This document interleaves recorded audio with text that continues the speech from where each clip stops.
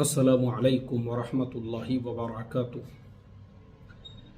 بسم اللہ الرحمن الرحیم، نحمده ونصلی علی رسولہ الکریم وعلی آلہ واصحابہ اجمعین، اما بعد۔ محترم بھائیوں، بزرگوں، دوستوں، آج ہم 10ویں پارے کی تفسیر قرآن بیان کریں گے اور ہماری تفسیر کی مجلس بھی آج 10ویں ہے۔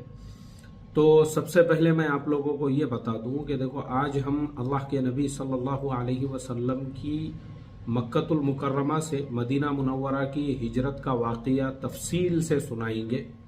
اس لیے میری درخواست ہے، میں یہ دیکھ رہا ہوں کہ ہمارے باقی کے جو ویڈیو ہے شیئر مارکیٹ کے ہے، اسی طرح سے حج عمرے کے ویڈیوز ہے، باقی دنیا کی معلومات کے ہیں، اسے لاکھوں کی تعداد میں لوگ دیکھتے ہیں۔ ابھی میں نے CA/NRC کے بھی ویڈیوز ڈالا ہوں، لاکھوں کی تعداد میں لوگ اس کو دیکھ رہے ہیں، لیکن یہ جو ہماری تفسیر قرآن ہے تو مسلمانوں کو ایسا لگتا ہے کہ بھائی تفسیر قرآن کیا سننے کی ضرورت ہے، اور میں آپ کو بتا دوں یہی مسلمانوں کا وہ خیال ہے جس کی وجہ سے آج کا مسلمان تباہ اور برباد ہو رہا ہے اور اس کو زندگی گزارنے کا ایک صحیح نہج نہیں مل پا رہا ہے۔ میں آپ کو بتا دوں، میری اپنی زندگی کے اندر میں ہمیشہ سمجھاتا ہوں کہ میں 1200 روپئے کی امامت کیا کرتا تھا مسجد میں، اور دنیاوی اعتبار سے بھی میرے معاشی حالات بالکل درست نہیں تھے، لیکن آج اللہ تبارک و تعالی نے ہم کو زکوٰۃ کا دینے والا بنایا، اور معاشی اعتبار سے بہت سارے ہمارے کاروبار ہیں۔ اب شیئر مارکیٹ کے لائن سے تو آپ سب لوگوں کو پتہ ہی ہے۔ تو یہ سارے چیزوں کی صرف ایک ہی بنیاد ہے، اور وہ ہے اللہ کا حکم، اس کے نبی کا طریقہ۔ میں تفسیر قرآن اور سیرت میرے چینل پہ بھی آپ دیکھو گے، پورے اہتمام سے لوگوں کو بھی سمجھاتا ہوں کہ دیکھو، تمہارے زندگی کو صحیح نہج پر لانا ہے، سیرت کو سنو اور سیرت پہ عمل کرو۔ تفسیر سنو تو تم کو سمجھ میں آئے گا۔ جو اسلام تم بیانوں میں سنتے ہو وہ اسلام نہیں ہے، وہ مارکیٹنگ ہے۔ ہر فرقے کا آدمی، ہر مسلک کا آدمی، ہر نظریے کا جو خطیب ہوگا نا، وہ اپنے بیان میں صرف اپنی مارکیٹنگ کرتا ہوا آپ کو ملے گا، اس کے علاوہ کچھ نہیں ہے۔ میں نے دیکھا ہوں، آپ کو اگر اصلی اسلام جاننا ہے تو قرآن کی تفسیر سننا پڑے گی یا قرآن کی تفسیر پڑھنا پڑے گی، اور اللہ کے نبی کی سیرت اس کو سنو یا پھر اس کو پڑھو، تو آپ کو زندگی گزارنے کا صحیح نہج ملے گا۔ بیانوں سے زندگی میں تبدیلی نہیں آتی ہے، اتنا یاد رکھو۔ آپ صرف کسی ایک فرقے کے پھر مناظر بنو گے، اور اپنے پسندیدہ خطیب کے جو بیانات سنو گے نا، تو دوسروں سے پھر تم لڑائی کرو گے، جھگڑے کرو گے، ریٹا راٹی کرو گے، حجت کرو گے، اور تم اس کو اسلام سمجھو گے۔ پھر تمہارے زندگی میں سکون نہیں رہے گا، آرام نہیں رہے گا، اطمینان نہیں رہے گا۔ تو اس کے لیے شروع میں میری آپ سب لوگوں سے یہ درخواست ہے کہ ہماری تفسیر قرآن اپنے دوستوں کو، اپنے رشتہ داروں کو، اپنے ہر گروپ میں ہر ایک کے ساتھ میں شیئر کرو، اور سب کو یہ لکھو کہ دیکھو، تفسیر قرآن سنو، اللہ کے نبی کی سیرت سنو، تو تمہاری زندگی میں انقلاب آئے گا اور تم کو زندگی گزارنے کا صحیح نہج پتہ چلے گا۔ ٹھیک ہے؟ چلیے، تو آج کی جو ہماری تفسیر قرآن ہے 10ویں پارے کی، دیکھو 10واں جو پارہ ہے سورہ توبہ، یہ قرآن کریم کی اخیر کی سیکنڈ لاسٹ صورت ہے۔ یعنی قرآن کریم میں جو 114 صورتیں ہیں، اور سب سے اخیر کی جو صورت ہے اذا جاء، اس سے پہلے کی یہ صورت ہے۔ اور سورہ توبہ کے اندر جتنے بھی مضامین ہیں، وہ تمام آیتیں سورہ توبہ کے اندر جو ہے نا، وہ ساری کے ساری ناسخ ہے۔ ناسخ کا مطلب یہ ہوتا ہے کہ جو آیتیں، جو احکام اس صورت کے اندر نازل ہو گئے، وہ حرف آخر ہے، کیونکہ یہ آخر وقت کی صورت ہے۔ اس لیے اس کے اندر آپ کو مشرکین سے متعلق انما المشرکون نجس، اور اسی طرح سے اور بہت ساری ایسی آیتیں ملیں گی، زکوٰۃ کے احکام ملیں گے، اور مستحقین زکوٰۃ انما الصدقات للفقراء والمساکین، یہ ساری چیزیں جو آپ کو ملیں گی سورۃ التوبہ کے اندر، وہ سارے کے سارے احکام حرف آخر ہے، ساری آیتیں ناسخ ہیں۔ تو اس کے لیے سورۃ التوبہ جو ہے نا، اور اس کے اندر آیتوں میں شدت بھی ہے، اللہ تعالیٰ کی تھوڑی سی ناراضگی بھی ہے، اسی لیے اس کے شروع میں بسم اللہ الرحمن الرحیم نہیں ہے۔ تو اسی سورۃ التوبہ کے اندر وہ واقعے کی طرف بھی اشارہ ہے۔ جو اللہ کے نبی صلی اللہ علیہ وسلم نے مکۃ المکرمہ سے مدینہ منورہ کی طرف ہجرت فرمائی تھی۔ اعوذ باللہ من الشیطان الرجیم، بسم اللہ الرحمن الرحیم، إلا تنصروه فقد نصره الله إذ أخرجه الذين كفروا ثاني اثنين إذ هما في الغار إذ يقول لصاحبه لا تحزن إن الله معنا فأنزل الله سكينته عليه وأيده بجنود لم تروها وجعل كلمة الذين كفروا السفلى وكلمة الله هي العليا والله عزيز حكيم۔ یہ وہ آیت ہے جس میں ثانی اثنین، یہ حضرت ابوبکر صدیق رضی اللہ تعالیٰ عنہ کے بارے میں کہا ہے، اور غار کے اندر جب انہوں نے اللہ کے نبی صلی اللہ علیہ وسلم سے کہا کہ دیکھو ہمارے غار کے دروازے پہ لوگ پہنچ چکے ہیں، تو آپ نے فرمایا لا تحزن، گھبراؤ مت، غم مت کرو، ڈرو مت، ان اللہ معنا، بے شک اللہ ہمارے ساتھ ہے۔ اب چلیے ہم شروعات کرتے ہیں ہجرت کے واقعے کی شروع سے۔ دیکھو یہ سب واقعے دھیان سے توجہ سے سنو گے، اور میں نے تو کہا کہ اپنے مسجدوں میں بڑے بڑے اسکرین لگاؤ اور اس پر بھی یہ میری تفسیر سناؤ لوگوں کو، اور یہ ہجرت کا واقعہ سناؤں گے نا، اب دیکھو آپ کو ایمان میں کیسی تازگی محسوس ہوں گی۔ ہجرت کے واقعے کی شروعات ہم کرتے ہیں سن 10 نبوی سے، جب اللہ کے نبی صلی اللہ علیہ وسلم کی زوجہ محترمہ اما خدیجۃ الکبریٰ رضی اللہ تعالی عنہا کا وصال ہوا۔ اسی سال آپ کے چچا حضرت ابو طالب، ان کا بھی وصال ہوا۔ یہ دونوں وصال ایسے تھے کہ اللہ کے نبی صلی اللہ علیہ وسلم کے اوپر غموں کا پہاڑ ٹوٹ پڑا۔ اس کی وجہ یہ تھی کہ یہ دونوں بھی جو تھے آپ کو دین کے کاموں میں مدد کیا کرتے تھے۔ اما خدیجۃ الکبریٰ رضی اللہ تعالی عنہا نے فائننشیلی آپ کو خوب سپورٹ کیا، دعوت کے کام کے اعتبار سے بھی وہ پہلی عورت ہے عورتوں میں جنہوں نے ایمان کو قبول کیا تھا، اور آپ کو ہر طرح سے وہ سپورٹ کیا کرتی تھی۔ اور آپ کے جو چچا تھے حضرت ابو طالب، وہ مشرکین مکہ کو جواب دیتے تھے، مشرکین مکہ کی طرف سے کوئی شکایتیں آتی تو وہ خود ان کو جواب دے دیا کرتے تھے، تو وہ ایک بہت بڑا سہارا تھے اللہ کے نبی صلی اللہ علیہ وسلم کے لیے۔ لیکن ایک ہی سال میں جب یہ دونوں کا انتقال ہوا تو آپ کے دل پر غموں کا پہاڑ ٹوٹ پڑا، اسی لیے اس سال کو بھی عام الحزن کے نام سے جانا جاتا ہے۔ اب اللہ کے نبی صلی اللہ علیہ وسلم نے یہ دیکھا کہ مکۃ المکرمہ میں آپ کی دشمنیاں بڑھ رہی ہے، اور آپ کا دل بھی مکے والوں سے بالکل، یعنی آپ کا دل ٹوٹ چکا ہے، تو آپ نے اپنے منہ بولے بیٹے اور غلام حضرت زید ابن حارثہ رضی اللہ تعالیٰ عنہ کو ساتھ لیا، اور ان سے کہا کہ دیکھو یہ جو طائف والے ہیں یہ بہت ہی مہمان نواز ہے، اچھے لوگ ہیں، چلو ہم لوگ طائف چلتے ہیں اور طائف والوں کو ہم دعوت دیتے ہیں، اگر طائف کے لوگ مسلمان ہو جاتے ہیں تو پھر ہم وہاں پہ کام کریں گے، ان کو اپنے ساتھ میں لیں گے۔ اب طائف کا واقعہ آپ تمام لوگ جانتے ہیں، 50 مرتبہ ہم نے سنا، اللہ کے نبی صلی اللہ علیہ وسلم وہاں گئے اور کس طرح سے ان لوگوں نے آپ کے ساتھ بد سلوکی کی۔ طائف جانے کا ایک سبب یہ بھی تھا کہ یہ دونوں سہارے، یعنی آپ کی زوجہ محترمہ اور آپ کے چچا، ان دونوں کے وصال کے بعد مشرکین مکہ نے آپ کو قبیلے سے ہی باہر کر دیا تھا، اور باضابطہ اس کا اعلان نامہ لکھ کے لگا دیا تھا حرم کے اندر کہ محمد صلی اللہ علیہ وسلم اپنے محنت سے باز نہیں آ رہے ہیں، اس لیے ان کو قبیلے سے باہر کیا جاتا ہے۔ اب اگر ایک آدھا ادنا غلام بھی ان کو قتل کر دے تو اس کو کوئی نہیں پوچھے گا۔ اس وجہ سے بھی آپ نے جو ہے طائف کی طرف سفر کیا، طائف کی ہجرت کی، لیکن طائف والوں نے جب آپ کا ساتھ نہیں دیا اور آپ کے اوپر اس طرح سے ان لوگوں نے تکلیفیں آپ کو اور پہنچائی، پتھروں سے مارا، سر کے بال سے لے کے پیر کے ناخنوں تک آپ خون میں لہو لہان ہو گئے، پھر آپ جو ہے اسی طرح سے واپس مکۃ المکرمہ لوٹے۔ یہ تفصیلی واقعہ اگر آپ کو سننا ہے تو ہمارے سیرت کے بیانوں میں آپ کو ملے گا۔ اب مکہ واپسی کے بعد میں بھی آپ نا امید نہیں ہوئے، بلکہ آپ نے جب دیکھا کہ بھائی مکے والے میرا ساتھ نہیں دے رہے ہیں تو اس لیے اب مکہ میں باہر سے جو آنے والے ہیں میں ان کو محنت کا میدان بناتا ہوں۔ حج کا موقع سن 11 نبوی یعنی نبوت کا 11واں سال، اللہ کے نبی صلی اللہ علیہ وسلم نے دیکھا حج کے قافلے آئے ہوئے ہیں، مینا میں انہوں نے جگہ جگہ پہ اپنے خیمے لگائے ہوئے ہیں۔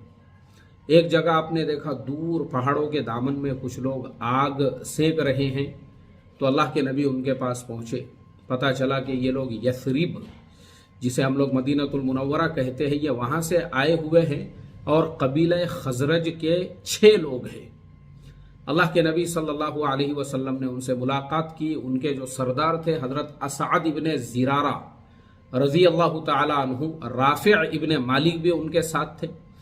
اللہ کے نبی صلی اللہ علیہ وسلم نے ان کو توحید کی دعوت دی، ان لوگوں کے سمجھ میں آئی آپ کی بات، وہ 6 لوگ مسلمان ہو گئے۔ اللہ کے نبی صلی اللہ علیہ وسلم نے رافع ابن مالک کو قرآن کریم کی کچھ آیتیں سکھائی۔ اب یہ لوگ واپس مدینہ المنورہ پہنچے اور انہوں نے مدینے میں چرچا کیا، بولے دیکھو مدینے میں یہ جو یہود ہے یہ جس نبی کا تذکرہ کرتے ہیں کہ ایک نبی آنے والے ہیں اور وہ دنیا کے آخری نبی ہوں گے، وہ نبی آ چکے ہیں۔ ہم لوگوں نے ان سے ملاقات کی تو مدینے والوں میں ایک تذبذب پیدا ہوا۔ انہوں نے کہا کیا بات کر رہے تم لوگ؟ بولے ہاں بالکل، ہم مل کر آئے ان کو اور ہم نے ان کے ایمان کو قبول بھی کیا، ہم نے ان کا کلمہ بھی پڑھا۔ اب اگلا جو سال آیا سن 12 نبوی کو 12 لوگ، ان میں حضرت عبداللہ ابن رواحہ رضی اللہ تعالیٰ عنہ بھی تھے، حضرت برا ابن معرور بھی تھے۔ اب یہ جو 6 لوگ تھے ان کے ساتھ اور 6 لوگ، اس طرح سے جو ہے یہ 12 لوگوں کی جماعت مدینہ المنورہ کی طرف روانہ ہوئی۔ اللہ کے نبی صلی اللہ علیہ وسلم اب اگلا جو سال تھا ان 6 لوگوں کو تلاش کر رہے تھے کہ یہ جو 6 لوگ ہیں اس سال یہ لوگ آئے ہیں یا نہیں آئے ہیں۔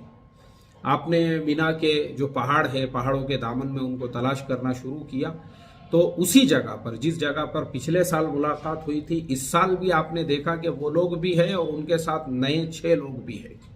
اب اللہ کے نبی صلی اللہ علیہ وسلم نے یہ جو نئے 6 لوگ بھی تھے ان کے سامنے بھی ایمان کی دعوت پیش کی۔ اب ماشاءاللہ یہ 6 لوگ بھی ایمان میں داخل ہوئے۔ اب یہ 12 لوگوں کی جماعت 12 لوگوں کی جماعت مسلمان ہو چکی تھی۔ اس بیعت کو یعنی یہ 12 کے 12 جو لوگ تھے اس کو بیعت عقبہ اولا کہتے ہیں، اور جس جگہ پہ یہ بیعت ہوئی تھی ابھی وہاں پہ مسجد بنی ہوئی ہے مینا کے اندر، اور میں آپ لوگوں کو اس کا ٹھکانہ بتا دیتا ہوں تاکہ آپ لوگ کبھی بھی حج کے لیے یا عمرے کے لیے جاؤ تو 2 رکعت نماز اس مسجد میں ضرور ادا کرنا۔ یہ مسجد ہے جہاں پہ شیطان کو کنکریاں ماری جاتی ہے، اس کے بعد یعنی مینا سے باہر نکلنے کے بعد بالکل اس حصے میں ہے، اور اس کے دیکھو اگر وہ سامنے ہے تمہارے تو لیفٹ سائیڈ میں البیک کا بہت بڑا آؤٹ لیٹ ہے، وہاں پہ حج کے موقع پہ بڑی بڑی لائنیں ہوتی ہے، بس اسی کے سامنے جو ہے نا وہ گھاٹی تھی اس زمانے میں، جس گھاٹی کے اندر اللہ کے نبی صلی اللہ علیہ وسلم نے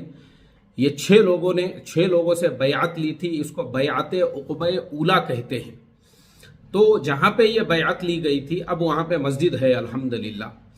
تو یہ 6 لوگ جب واپس مدینہ المنورہ کے لیے روانہ ہونے لگے تو انہوں نے کہا کہ دیکھو مدینے کے ہر گھر میں یہ جو 6 لوگ پہلے آئے تھے اور یہ جو نئے 6 لوگ ہیں، اس طرح سے اب یہ جو 12 لوگ ہیں، مدینے کے ہر گھر میں آپ کا تذکرہ پہنچ چکا ہے، آپ کا تعارف وہاں ہو چکا ہے۔ مدینے میں سب لوگوں کو پتہ چل گیا ہے کہ وہ آخری نبی جن کا تذکرہ یہود کیا کرتے تھے وہ مکۃ المکرمہ میں مبعوث ہو چکے ہیں۔ تو آپ ایسا کیجئے، ہمارے ساتھ میں کوئی قرآن کریم سکھانے والا، اسلام سکھانے والا ہمارے ساتھ بھیج دیجئے۔ اللہ کے نبی صلی اللہ علیہ وسلم نے حضرت مصعب ابن عمیر رضی اللہ تعالیٰ عنہ کو یہ لوگوں کے ساتھ میں روانہ کر دیا۔ حضرت مصعب ابن عمیر رضی اللہ تعالیٰ عنہ جب مدینہ المنورہ پہنچے، حالانکہ حضرت مصعب ابن عمیر رضی اللہ تعالیٰ عنہ مدینہ المنورہ کے بڑے مالدار گھرانوں سے تعلق رکھتے تھے۔ دیکھو صحابہ کی قربانیاں ایسی ہے نا، میں اصل میں بیان میں روتا نہیں ہوں لیکن بعد میں روتا ہوں اکیلے میں۔ جب میں کتابوں میں یہ صحابہ کی قربانیاں پڑھتا ہوں تو مجھے رونا آتا ہے، بیانوں میں رونا بولے تو مجھے ڈھونگ لگتا ہے۔ اس کے لیے میں حتی الامکان کوشش کرتا ہوں اپنے آپ کو ضبط اور قابو کرنے کی۔ ورنہ میں نے حضرت مصعب ابن عمیر رضی اللہ تعالیٰ عنہ کے جو حالات زندگی پڑھا ہوا ہوں تو وہ جو خوشبو استعمال کیا کرتے تھے اور جس محلے سے اور جس گلی سے گزر جاتے تھے تو ہفتہ بھر بلکہ مہینوں تک جو ہے اس گلی میں وہ خوشبو مہکتی رہتی تھی، اتنا قیمتی وہ خوشبو استعمال کرتے تھے۔ اور ان کا جو لباس ہوتا تھا وہ 200 درہم کا، 200 درہم، آپ اندازہ لگائیے 200 درہم، یعنی جو 200 درہم آج کے مارکیٹ کا میں آپ کو بتاتا ہوں، میں نے پرسوں ہی زکوٰۃ کے لیے اس کا حساب لگائے، اس کا حساب میں نے کیا تھا، وہ ہوتے ہیں 47,000 سے زیادہ، یعنی تقریباً 50,000 روپے کا لباس۔ آپ سوچو نا، آج کے ہمارے زمانے میں بہت سارے نوجوان یہ سمجھتے ہیں وہ بیچاروں نے جو ہے آٹھوڑی بازار جو ہوتا ہے نا، جونا بازار، وہاں سے اپنا 50 روپے کا کوٹ اور اسی طرح سے جو ہے ایسے کپڑے پہن کر ان کو ایسا لگتا ہے کہ بس میرے سے زیادہ شائننگ والا اور میرے سے زیادہ بہترین کپڑے والا تم کو ابھی ہوا بھی نہیں لگی۔ حضرت مصعب ابن عمیر رضی اللہ تعالیٰ عنہ آج کے مارکیٹ ریٹ کے حساب سے 50,000 کا ڈریس اس زمانے میں پہنا کرتے تھے۔ سوچو 200 درہم کے لباس، لیکن جب ایمان قبول کیے، تکلیفیں مصیبتیں آئی، حالات وہی ماں باپ جو 200 درہم کا ڈریس یا لباس پہنایا کرتے تھے انہوں نے وہ لباس چھین لیا، تو ایک دن وہ بھی آیا کہ بدن کے اوپر جو ہے انہوں نے تھیلا لپیٹا ہوا تھا۔ اللہ کے نبی صلی اللہ علیہ وسلم نے جب دیکھا تو آنکھوں سے آنسو جاری ہو گئے، کہا دیکھو یہی وہ مصعب ابن عمیر ہیں۔ تو قربانیاں دیکھو صحابہ کی کہ حضرت مصعب ابن عمیر رضی اللہ تعالیٰ عنہ، لیکن کام اللہ نے کیسا لیا۔ میں ہمیشہ ایک بات یہ کہتا ہوں کہ حضرت ابو بکر صدیق رضی اللہ تعالیٰ عنہ نے مشکل سے 2-2.5 سال تک جو ہے آپ کی خلافت باقی رہی، اور ان کے بعد پھر حضرت عمر فاروق رضی اللہ تعالیٰ عنہ اور حضرت عثمان غنی رضی اللہ تعالیٰ عنہ کے زمانے میں نیل کے ساحل سے لے کر تابا خاک کاشغر یعنی چائنا تک اسلام کا کلمہ بلند ہوا۔ لیکن اور پھر ان کے بعد تو جو فتوحات کا سلسلہ چلا کہ آج یورپ کے اندر بھی جو ہے اسلام کا کلمہ پہنچ گیا، افریقہ، یورپ، سب کچھ ہر جگہ پہ۔ لیکن میں یہ کہتا ہوں ہمیشہ ان سب کے پیچھے اصل میں حضرت ابو بکر صدیق رضی اللہ تعالیٰ عنہ کا وہ جو 2-2.5 سال کی خلافت کا زمانہ تھا، انہوں نے فاؤنڈیشن مضبوط کیا۔ تمام جو جھوٹے نبی تھے، مسیلمہ کذاب اور جتنے بھی جھوٹے نبی اس وقت میں، اسود عنسی وغیرہ جو پیدا ہوئے، ان کا سب کا مقابلہ کیا، سب کو ختم کر دیا، اور پھر اپنے بعد والے جو خلافہ تھے حضرت عمر فاروق رضی اللہ تعالیٰ عنہ کے لیے پورا انہوں نے جو ہے میدان تیار کر دیا تھا۔ تو ان کے بعد آنے والے جو خلافہ تھے پھر وہ پون پون دنیا کے خلیفہ کہلائے، اور پھر فتوحات کا سلسلہ چلا۔ ایسے ہی مدینہ المنورہ میں کہتا ہوں حضرت مصعب ابن عمیر رضی اللہ تعالیٰ عنہ نے سب سے پہلے اسلام کی جو دعوت پہنچائی، اور اللہ کے نبی صلی اللہ علیہ وسلم کی ہجرت سے پہلے پورا فاؤنڈیشن مضبوط کر دیا تھا۔ اس لیے کہ جیسے ہی اللہ کے نبی وہاں پہ پہنچے، آپ نے وہاں جاتے ہی مسجد کی بنیاد رکھی، آپ کو وہاں دعوت دینے کی ضرورت نہیں پڑی، اس لیے کہ حضرت مصعب ابن عمیر رضی اللہ تعالیٰ عنہ کے وہاں ہجرت، یعنی آپ کے ہجرت سے پہلے جب وہ گئے ان کے ساتھ، تو انہوں نے پورے مدینے کے اوس اور خزرج جو ہے وہ 100% ایمان میں داخل ہو چکے تھے۔ تو حضرت مصعب ابن عمیر رضی اللہ تعالیٰ عنہ کو آپ نے ان کے ساتھ میں روانہ کیا، اور حضرت اسعد ابن زرارہ، یہ قبیلہ جو ہے قبیلہ خزرج کے ایک شاخ کے یہ اس کے جو ہے سردار ہوا کرتے تھے، ان کے مکان پر ان کا قیام تھا۔ اور حضرت سعد ابن معاذ رضی اللہ تعالیٰ عنہ وہ بھی پھر بعد میں ایمان میں داخل ہوئے۔ حضرت اسید ابن حضیر، یہ لمبی تفصیل ہے، اگر آپ کو یہ ساری باتیں جاننا ہے تو ہمارے سیرت کے بیانات آپ سنو، کیونکہ ابھی تفسیر کے اندر وقت کی قلت کی وجہ سے میں تھوڑا اختصار کے ساتھ میں بیان کر رہا ہوں۔ اب مدینہ المنورہ میں اللہ کے نبی صلی اللہ علیہ وسلم کا کلمہ پہنچ چکا تھا، گھر گھر میں ایمان کی صدائیں بلند ہو رہی تھی، اور یہاں اللہ کے نبی صلی اللہ علیہ وسلم بے چین اور بے قرار تھے کہ پتہ نہیں مدینہ المنورہ میں کیا ہو رہا ہوگا، اور حضرت مصعب ابن عمیر رضی اللہ تعالیٰ عنہ کو یہ سب لوگ ساتھ دے رہے ہوں گے یا نہیں دے رہے ہوں گے، اور مدینہ کے حالات کیسے ہوں گے۔ بے صبری کے ساتھ میں وہ آپ کا پورا سال گزرا، اور سن 13 نبوی، نبوت کے 13ویں سال، اب جب حج کا موقع آیا تو واپس اللہ کے نبی صلی اللہ علیہ وسلم ان کو تلاش کرنے لگے، اسی گھاٹی کے اندر، اسی جس جگہ پہ پہلے 6 لوگوں سے اس کے بعد میں 12 لوگوں سے، اب اسی گھاٹی کے اندر جو ہے حضرت مصعب ابن عمیر رضی اللہ تعالیٰ عنہ اس مرتبہ 72 لوگوں کو لے کر آئے تھے۔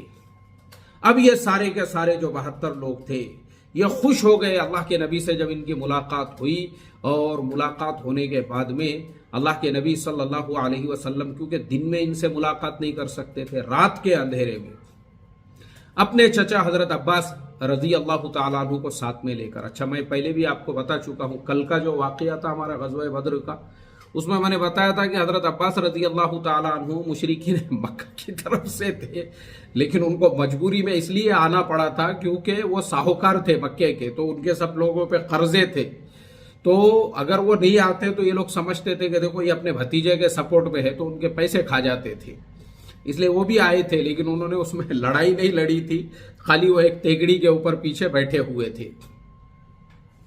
تو حضرت عباس رضی اللہ تعالیٰ عنہ بھی اللہ کے نبی صلی اللہ علیہ وسلم کے ساتھ تھے، حالانکہ وہ ایمان میں نہیں داخل ہوئے تھے، مگر چونکہ کتنا بھی بولے تو چچا تھے اور بھتیجا جو ہے اس کے سپورٹ میں تھے، اس لیے وہ آئے، مدینے والوں سے آپ نے ملاقات کی، اور مدینے والوں سے جب ملاقات کی تو حضرت اسعد ابن زرارہ اور برا ابن معرور ان لوگوں نے اللہ کے نبی صلی اللہ علیہ وسلم کے سامنے یہ تقاضا رکھا اور کہا کہ اب آپ ہمارے ساتھ مدینہ المنورہ چلیے، ہم آپ کا ساتھ دیں گے۔ اللہ کے نبی صلی اللہ علیہ وسلم نے، آپ کچھ فرماتے اس سے پہلے حضرت عباس رضی اللہ تعالیٰ عنہ نے کہا، بولے دیکھو یاد رکھو تم کیا بول رہے ہو سوچ سمجھ کے بولو، یعنی یہ فیصلہ سوچ سمجھ کر لو۔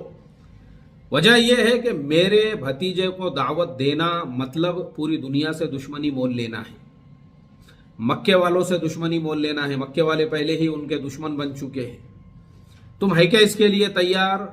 اور یاد رکھو اگر تم میرے بھتیجے کو اپنے ساتھ لے جانا چاہتے ہو تو پھر ان کے جان اور مال کی حفاظت کی پوری ذمہ داری تمہاری طرف ہے، ایسا مت سمجھو کہ یہاں وہ بے سہارا ہے یا بے سر و سامان ہے، ایسا نہیں ہے۔ ہاں وہ اپنی دعوت دیتے ہیں، ان کو تکلیفیں وغیرہ پیش آتی ہے، لیکن ان کے سپورٹ میں ان کا پورا خاندان ہے، ابھی وہ اپنے خاندان کے ساتھ میں ہیں، ابھی ان کے جو چچا ہے سب سارے چچاؤں کا ان کو سپورٹ ہے، سب کی نظر ہے ان کے اوپر کہ بھائی کوئی ان کو تکلیف تو نہیں پہنچا رہا ہے، کوئی ان کے ساتھ گستاخی والا معاملہ تو نہیں کر رہا ہے، اس لیے یہ ابھی اپنے قبیلے میں ہے، اپنے خاندان میں ہے، ہم لوگوں کے ساتھ میں ہے، لیکن اگر تم لے جانا چاہتے ہو تو پھر یاد رکھو تم کو ان کے جان کی، مال کی، ہر چیز کی حفاظت کرنا پڑے گی۔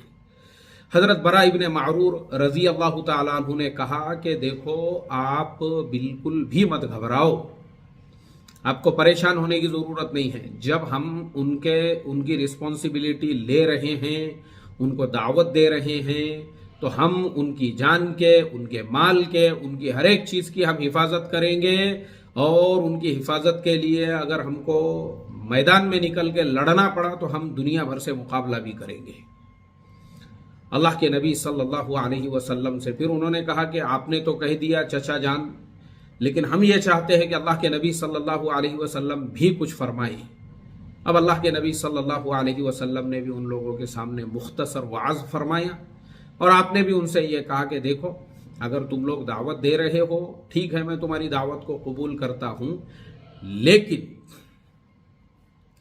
تم لوگوں کو دعوت کے اس عمل میں میرا پورا ساتھ دینا پڑے گا۔ انہوں نے کہا کہ ہم آپ کا ساتھ دیں گے۔ حضرت عبداللہ ابن رواحہ رضی اللہ تعالیٰ عنہ نے پوچھا اس ساتھ دینے کے بدلے میں ہم کو کیا ملے گا؟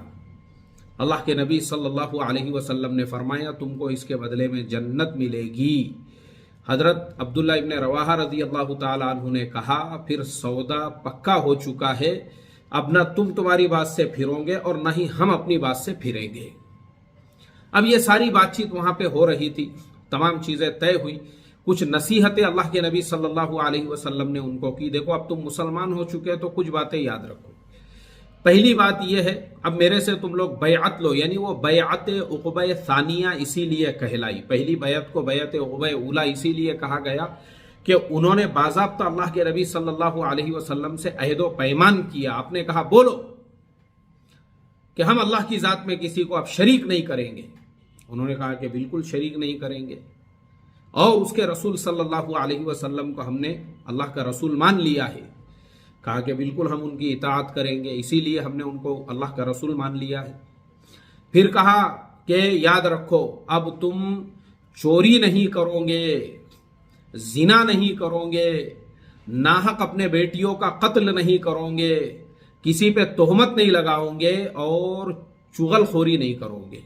ان سب لوگوں نے کہا کہ ہاں ہم آپ کی باتوں پہ عمل کریں گے۔ اب یہاں پہ میں آپ کو ایک پوائنٹ بتا رہا ہوں، دھیان سے سنو۔ دیکھو اللہ کے نبی نے ان سے یہ نہیں کہا کہ تم اشراق روزانہ پابندی سے پڑھنا، چاشت کبھی چھوڑنا مت، اور اوابین کا بھی پورا اہتمام کرنا۔ اصل میں بھارت، پاکستان، بنگلہ دیش میں نے یہ چیز دیکھا ہوں کہ یہاں پر مسلمانوں نے صرف عبادتوں والا جو اسلام ہے، عبادتوں والا اسلام، اشراق، چاشت، سب کا اہتمام ہو رہا ہے، اور وہاں اللہ کے نبی نے اشراق اور چاشت کی بات نہیں کی۔ آپ نے یہ کہا چوری نہیں کرنا، زنا نہیں کرنا، کسی پہ تہمت مت لگانا، چغل خوری نہیں کرنا۔ دیکھو یہ باتیں ہیں، ان کو یہ سب نہیں کرنے کا حکم دیا۔ اور ہمارے یہاں پہ ہم اشراق کو تو دین سمجھتے ہیں، مگر چغل خوری کو ہم بے دینی نہیں سمجھتے۔ اس لیے آپ دیکھو رمضان کے مہینے میں بھی ہمارے مسجدوں میں چغل خوریاں، ہمارے وضو خانوں کے اندر چغل خوریاں، اور ہمارے مسجدوں میں تہمتیں، اور ہمارے جو ہے وضو خانوں کے اندر تہمتیں۔ اللہ حفاظت فرمائے۔ ہاں اشراق چاشت کا پورا اہتمام ہے ہمارے یہاں پر، اشراق اور ریکارڈ بنائے ہم نے، ماشاءاللہ فلانے صاحب وہ فجر کے بعد میں اپنے مصلے پہ بیٹھے ہوئے ہوتے ہیں اور اشراق تک جو ہے تسبیح اور تلاوت کرتے ہیں، ماشاءاللہ بہت اچھی بات ہے۔ اور پھر کیا کرتے ہیں؟ کچھ بھی نہیں کرتے ہیں، پھر چغل خوری شروع کر دیتے ہیں، پھر لوگوں پہ تہمتیں بھی لگاتے ہیں، لوگوں کا ناحق کا مال بھی کھاتے ہیں۔ اللہ حفاظت فرمائے۔ اس کو ہم نے دین سمجھا ہوا ہے، کس کو؟ عبادتوں والے اسلام کو۔ اور اللہ کے نبی کی دیکھو ان کو جو تاکید تھی، وہاں اشراق اور چاشت کا کہیں تذکرہ نہیں ہے، وہاں پہ کہیں پہ بھی نفل روزے رکھنے کا ان کو حکم نہیں دیا کہ تم کو روز اور نفل روزے بھی رکھنا پڑیں گے، نہیں۔ آپ نے کہا چوری نہیں کرنا، اور یہاں ہم صبح سے لے کے شام تک چوریاں کر رہے ہیں، دین کے معاملات میں چوریاں کر رہے ہیں، اپنے رشتہ داروں کے معاملات میں چوریاں کر رہے ہیں، اپنے حقوق ادا کرنے میں چوریاں کر رہے ہیں۔ آپ نے کہا کسی پہ تہمت مت لگانا اور چغل خوری نہیں کرنا، اور ہم یہاں مسجدوں میں تہمتیں لگا رہے ہیں، اور ماشاءاللہ منہ میں روزہ بھی ہے۔ اللہ حفاظت فرمائے رے بھائی، اللہ حفاظت۔ اسی لیے جو ہے آج ہم اپنے حالات پہ غور کریں۔ ہمارے اوپر جو زوال آیا ہے اتنے اشراق اور اتنے چاشت اور اتنے تسبیح اور اتنے تلاوتوں کے باوجود بھی، اس کا ایک ہی ریزن ہے، ہم نے اسلام کو سمجھا نہیں ہے۔ ہم نے صرف عبادت کے ایک شعبے کو، ایک جزو کو پکڑ لیا، اور ہم کو لگ رہا ہے بس یہی اسلام ہے، اس کے بعد میں جو دل میں آیا وہ کرو۔ اللہ حفاظت فرمائی۔ اب یہ جو جماعت تھی بیعت عقبہ ثانیہ کے موقع پر، یہ جماعت روانہ ہو گئی مدینہ المنورہ میں۔ اب یہ جب مدینہ المنورہ میں روانہ ہوئے تو اللہ کے نبی صلی اللہ علیہ وسلم نے ایک عام حکم دے دیا ان تمام صحابہ کو جو لوگ مشرکین مکہ کے مظالم سے پریشان ہو چکے تھے، اور ان سب کو یہ کہا کہ دیکھو اب جس کو بھی ہجرت کرنا ہے نا، وہ مدینہ المنورہ ہجرت کر سکتے ہیں۔ تو صحابہ نے پھر مدینہ کی ہجرت شروع کر دی، اور اس میں بھی ان کو بہت سارے مظالم ان کے ساتھ اوپر ہونے لگے، مگر انہوں نے وہ سب برداشت کیا۔ حضرت ام سلمہ اور حضرت ابو سلمہ رضی اللہ تعالی عنہما کا واقعہ مشہور ہے، بیٹا ایک طرف، بیوی ایک طرف، شوہر ایک طرف۔ حضرت صہیب رومی رضی اللہ تعالی عنہ پورا گھر بار وغیرہ پیسہ سب کچھ لے لیے ان کا، یا ایسے سارے حالات صحابہ اکرام کو درپیش آئے، لیکن صحابہ ہجرت کرتے رہے۔ مکہ خالی ہو گیا، جو معذور تھے، بزرگ تھے، بوڑھے تھے، بس وہ کچھ لوگ بچے ہوئے تھے۔ اور اللہ کے نبی صلی اللہ علیہ وسلم کو اللہ کی طرف سے جب حکم مل گیا ہجرت کا، تو دوپہر کے وقت آپ حضرت ابو بکر صدیق رضی اللہ تعالیٰ عنہ کے گھر تشریف لے گئے۔ ان کو یہ کہا کہ دیکھو اللہ کی طرف سے کبھی بھی حکم آ سکتا ہے، اس لیے 2 اونٹنیاں تیار رکھنا اور تم میرے رفیق سفر رہو گے۔ حضرت ابو بکر صدیق رضی اللہ تعالیٰ عنہ کی آنکھوں سے خوشی کے آنسو بہنے لگے۔ انہوں نے کہا اے اللہ کے نبی، 1 اونٹنی میری طرف سے آپ کی نظر ہے، آپ کے لیے ہدیہ ہے۔ آپ نے کہا مجھے ہدیہ نہیں چاہیے، اس کی قیمت طے کرو، میں تم کو اس کی قیمت دوں گا۔ اب یہ جو چیز ہے نا، یہ ہر مسلمان نے سمجھنا چاہیے۔ اللہ کے نبی صلی اللہ علیہ وسلم جب بھی کسی کی کوئی چیز قبول کرتے تھے تو پہلے آپ ان کے ساتھ میں سودا کرتے تھے. حالانکہ حضرت ابو بکر آپ کے جو دوست ہے، غار یار جن کو کہا جاتا ہے، آپ کی بے مثال دوستی ہے، لیکن اس کے باوجود آپ نے ان کی قیمت ادا کی. تو ہمیشہ اس چیز کا دھیان رکھنا چاہیے. ہم لوگوں نے بھی کسی سے چھوٹا موٹا ہدیہ اگر ہے 150 روپیے کا تو کوئی مسئلہ نہیں ہے، لیکن کوئی اگر قیمتی ہدیہ دے رہا ہو. میں ابھی آپ کو ایک واقعہ میرا بھی بتا دیتا ہوں. ابھی تھوڑے دنوں پہلے میں اپنی فیملی کے ساتھ، اور کچھ دوست احباب تھے، ان کی بھی فیملیاں تھی، اس طرح سے ہم لوگ سب، میں نے دعوت دیا تھا سب کو، ایک عالی شان ریسٹورنٹ کے اندر ہم لوگ کھانا کھانے کے لیے گئے. اور وہاں جانے کے بعد میں وہ جو ریسٹورنٹ کے مالک تھے، وہ بیچارے میرے بہت بڑے مرید ہے، ابھی بھی بہت بڑے مرید ہے، وہ بہت محبت کرتے میرے سے. اب جب وہ بل میں پے کرنے کے لیے گیا، وہ لینے کے لیے تیاری نہیں، میں آپ کا بل نہیں قبول کر سکتا. میں نے کہا دیکھو، میں اگر اکیلا آتا اور 150 روپیے 150-200 روپیے کا بل ہو جاتا تو مجھے کوئی اعتراض نہیں تھا، میں بالکل نہیں دیتا تھا. لیکن میں نے، میری فیملی اور میرے کچھ دوست احباب ہیں، مہمان جو آئے ہوئے، ان کی سب کی فیملیاں، اس طرح سے مل کر وہ بل ہزاروں میں ہوا ہے. میں بالکل بھی قبول نہیں کر سکتا. یہ میرا ڈیبٹ کارڈ ہے، آپ اس سے جو ہے پورا پیمنٹ لیجئے میرے بینک اکاؤنٹ سے. میں نے نہیں مانا اور وہ پورا بل ادا کیا. میں نے کہا بھائی نہیں چاہیے. ہاں، تمہارا ہمارا تعلق ہے، ہم جب اکیلے میں آتے آپ چائے پلا رہے ہو، کوئی حرج نہیں ہے. آپ ہم کو ٹوپی ہدیے میں دے رہے ہو، کوئی حرج نہیں. ہم بشاشت قلبی سے قبول کریں گے آپ کی ٹوپی اور آپ کا جو ہے چائے، اور آپ نے کبھی ناشتہ کرا دیا. مگر یہ ہزاروں کا بل ہے. تو ایسے ہی آپ دیکھو، سیرت کی کتاب میں بھی آپ کو ملے گا، صحابہ اکرام کھجور پیش کرتے تھے ہدیے میں، آپ قبول کر لیتے تھے. صحابہ بہت ساری چیزیں اپنے کھیتوں وغیرہ کی وہ آپ قبول کر لیتے تھے ہدیے کو، اور آپ بھی کھاتے تھے، صحابہ کو بھی کھلاتے تھے. لیکن اونٹنی جو ہے یہ بہت مہنگی چیز ہوتی ہے، قیمتی چیز ہے. تو آپ نے کہا کہ نہیں، میں اس کی قیمت ادا کروں گا. اب اللہ کے نبی صلی اللہ علیہ وسلم نے ان کی اونٹنی کا سودا کیا، اور پھر آپ اپنے گھر تشریف لے گئے، اور آپ نے حضرت علی کرم اللہ وجہہ کو یہ فرمایا کہ دیکھو، مکے والوں کی یہ ساری امانتیں میرے پاس میں ہیں، جس کی جو امانت ہے وہ تم نے ادا کر دینا. اور ان کو سب کچھ سمجھا دیا. اور اس کے بعد ادھر جو مکہ والے تھے، جو مشرکین مکہ تھے، ان لوگوں نے بھی ایک مشورہ کیا، اور انہوں نے مشورے میں یہ طے کیا کہ بھائی ہم کیا کرتے ہیں، سارے قبیلے والے ساتھ میں ملتے ہیں اور محمد صلی اللہ علیہ وسلم کو قتل کر دیتے ہیں، کیونکہ اب ان کا بہت ہو گیا، اور ان کے جتنے ماننے والے تھے وہ بھی سب مکہ چھوڑ کے جا چکے ہیں. اب یہ 2-4 لوگ بچے ہوئے ہیں، ان کو ختم ہی کر دیتے ہیں. یہ لوگ بھی اس ارادے سے اللہ کے نبی صلی اللہ علیہ وسلم کے گھر پہ پہنچے. انہوں نے سب نے محاصرہ کیا، اور اللہ کے نبی صلی اللہ علیہ وسلم ہجرت کی رات میں اپنے بستر پہ آپ نے حضرت علی کرم اللہ وجہہ کو لٹایا، اور سورۃ الیاسین پڑھتے ہوئے آپ اپنے گھر سے جو ہے باہر نکل گئے. حالانکہ مشرکین مکہ دونوں طرف سے کھڑے ہوئے تھے. وَجَعَلْنَا مِن بَيْنِ أَيْدِيهِمْ سَدًّا وَمِنْ خَلْفِهِمْ سَدًّا فَأَغْشَيْنَاهُمْ فَهُمْ لَا يُبْصِرُونَ. قرآن یہ کہتا ہے ان کے آگے پیچھے آنکھوں پہ اللہ تعالیٰ نے پردہ ڈال دیا. آنکھیں ہوتے ہوئے بھی اللہ کے نبی صلی اللہ علیہ وسلم کو نہیں دیکھ سکے. یہ ہوتی ہے اللہ کی مدد، یہ ہوتی ہے اللہ کی نصرت. یہ ہے نبی پاک صلی اللہ علیہ وسلم کا معجزہ.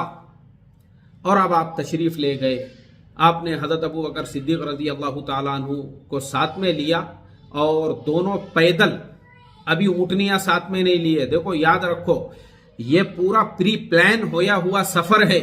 یہ جو مسلمان جوش میں، جذبات میں پکے پکائے باغات چھوڑ کے چلے گئے، بولے صحابہ اکرام تو یہ ایسا جو جوش میں آ جاتے ہیں اور تھیلی اٹھا کے نکل جاتے ہیں نا، ان کو یہ سب چیزیں سمجھنا چاہیے.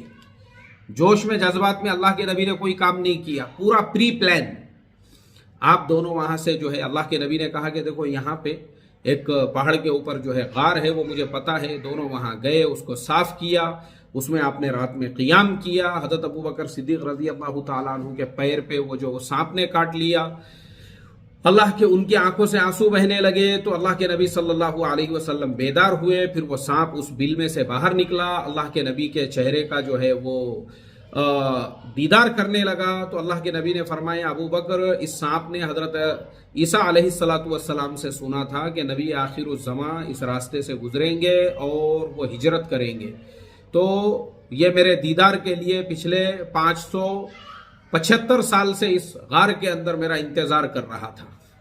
اب دیکھو آپ، یعنی تقریباً 600 سال سے زیادہ ہو چکے تھے اس سانپ کو، اور وہ اس غار کے اندر اللہ کے نبی کا انتظار کر رہا تھا دیدار کرنے کے لیے. اس کو پتا تھا کہ وہ اس غار میں قیام کریں گے.